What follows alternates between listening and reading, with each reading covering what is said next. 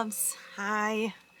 I am here to give you guys a little update on Mind Games by Nora Roberts. I actually finished this yesterday while I was at work.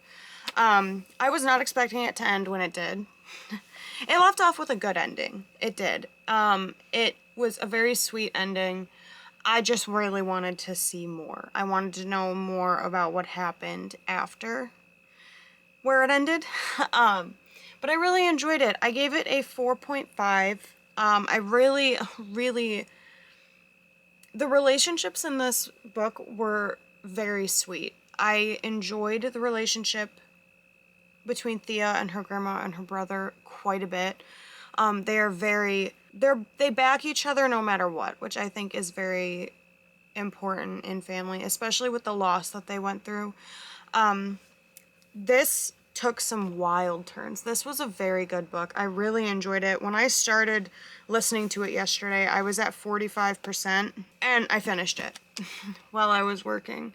And the gift that Thea has that her grandmother also has, it runs in all the women in her family. And her mother also had it, but her mother didn't use it. Her mother kind of learned very young to block it away because she didn't want to be around that. And Thea's grandmother, Lucy, my grandma's name is also Lucy, but she has the gift and she does use it to help people, but it's not anywhere near as strong as Thea's. Like, Thea can do so much with her gift, and this book, like, it says it in the little blurb about the book right here, that the person that killed her parents also has this gift. And they kind of butt heads and go toe-to-toe for 15 years. Like, it's 15 years of her working with her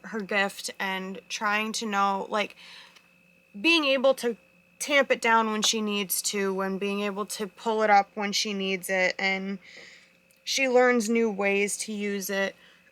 And she uses it a lot for good, which I think is really, really cool. She is a very sweet person, and her brother, Rem, is amazing. They have such a good, like, a typical brother-sister relationship, but they're also very, very, very protective of each other, especially when it comes to, I think his name is Riggs. It doesn't say his name in here anywhere. But also, look at how beautiful the inside cover of this is. Like, that is stunning. Absolutely stunning. Because this book takes place in Appalachia. Roads of Appalachia. It's where her grandmother lives. But it's just a very sweet story about family going through this horrible loss, and especially when you have a gift and, like, see what happens. Like, being there without being there. And she's only 12 when this happens to her parents, which you guys, you know that her parents are killed and stuff. It says it all in the blurb. But it's just, I really enjoyed it. It had me sucked in the whole time. The things that she can do with her gift is wild, and just who she becomes as a person is really great.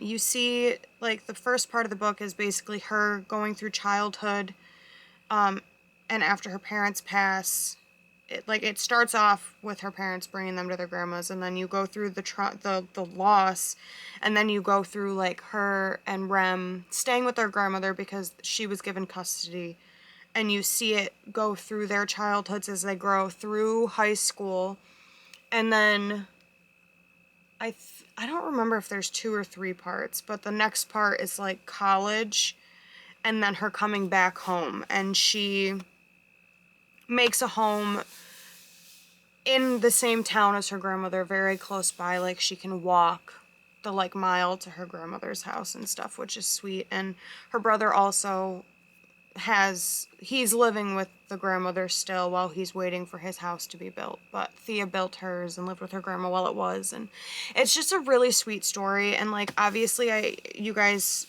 if you're gonna look into reading this book, please look at trigger warnings. Like, there is, it's not, like, sexually explicit really. There's like a little bit of sexual content, but it's nothing like crazy. But there is definitely grief and violence, and there is talk of animal cruelty from when the person who killed her parents was little, when he was young. But it's such a good book, and I definitely thank my best friend for recommending Nora Roberts to me, because her writing was so good, and it was just phenomenal to read this. Like, I really enjoyed this. I think Thea is going to be one of those characters that's going to stick with me, just for multiple reasons. Like, just the strength that she has, I think, is very sweet. Yeah, there are 3 parts to this, and the parts have like sweet pages with like quotes and stuff on them. But it's such a good book, and it talks about a lot of different things and topics, and it gives it to you in a very digestible way. Like, it's about loss and grief and relationships and friendships, and getting yourself, basically being able to get all the things that you wanted even though you went through this really bad hardship. But like I said, I gave it a 4.5 stars. I really liked it. I am excited to read more of her books. This one is the one I picked up when I was in Pittsburgh with my best friend, because she recommended her. And then I also have a couple that I got from, my dad owns a used bookstore. So I got a couple from his bookstore, and then I got some from the local bookstore here where I live. And I'm very excited to read some more of her stuff. Like, her writing is easy to read. It's very digestible. It flows really well. But I recommend it. So please, please pick this up if you're looking for an intriguing story. I think that this was very, very well done. So, yeah. Hello, my loves. I just wanted to pop in and give you guys an update on the next book that I am picking up. We are going to be reading The Haunting by Natasha Preston. I've read, I think only one. I think I've read one of her books, maybe 2, and I really enjoyed them. I read them before I started this channel, but I was just feeling something a little bit thrillery, but that's more like, I think this is more of a YA. So I thought it would be a nice little palette cleanser, a little change from everything I've been reading lately. But this is the next book that we are going to be picking up for our mood read with me. This follows a girl named Penny, who needs to forget about her ex, Nash. And that's all I'm going to say so far, because I don't want to ruin anything for myself. But it's Penny and her ex, Nash, that she needs to get over. And we're going to see where the story goes from there.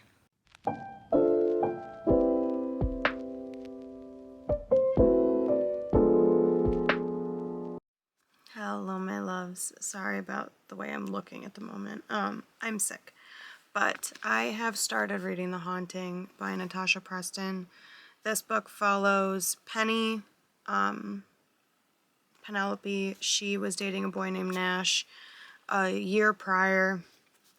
They are no longer dating, but only because Nash's father, the year prior, ended up going on a killing spree and killed 5 seniors at their school.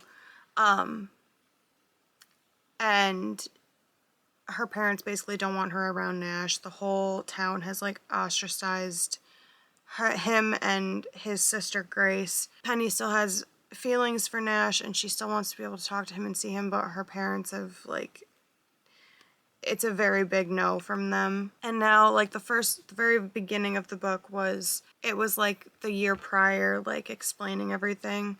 And then now we are in the present, and there is a serial killer again, and it's a copycat of Nash's dad.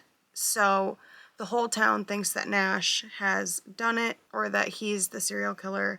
But I'm at a point, I'm on chapter 14, like about to start chapter 14. I'm almost halfway through. It's been really good so far. There's a really sweet friend group that Nash used to be a part of, but all of them are still friends with, and she like still wants to talk to him, and one of the other people in the group still talks to him. But there's just been a lot of like twists and turns. Like, well, I guess not twists and turns, but there's been a lot going on. And I don't want to say a ton just because I don't want to give anything away. But it's basically following her, and she's been spotting, like, the copycat. She's pretty sure she's spotted the copycat a few times in public places because whoever it is wearing the same exact mask and, like, outfit that Nash's dad wore when he went on his spree. And his spree was, like, over a week, like, leading up to Halloween, and the last 2 murders were on Hallows Eve, so the night before Halloween, and he was caught in the early morning of Halloween.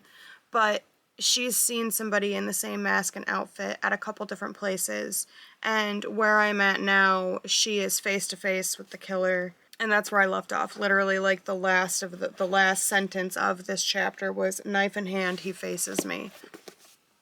And that's where I'm going to be picking up from. But I've been enjoying it so far. It's definitely a nice change of pace. Like, it's a nice little YA thriller kind of deal.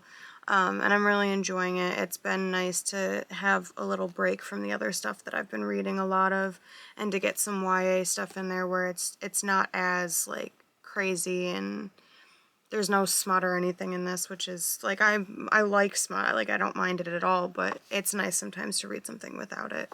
So I'm very excited to see where this goes. I really like Natasha Preston. I've read her book, The Lake, and I believe I have another one of her books that I think I read too, but I don't remember for sure.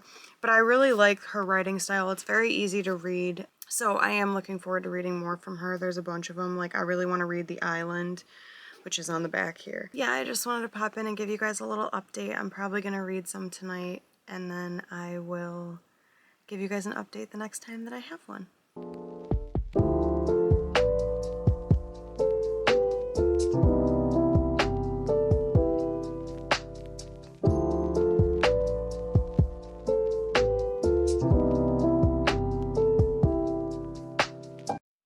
Hello, my loves. Hi. I am here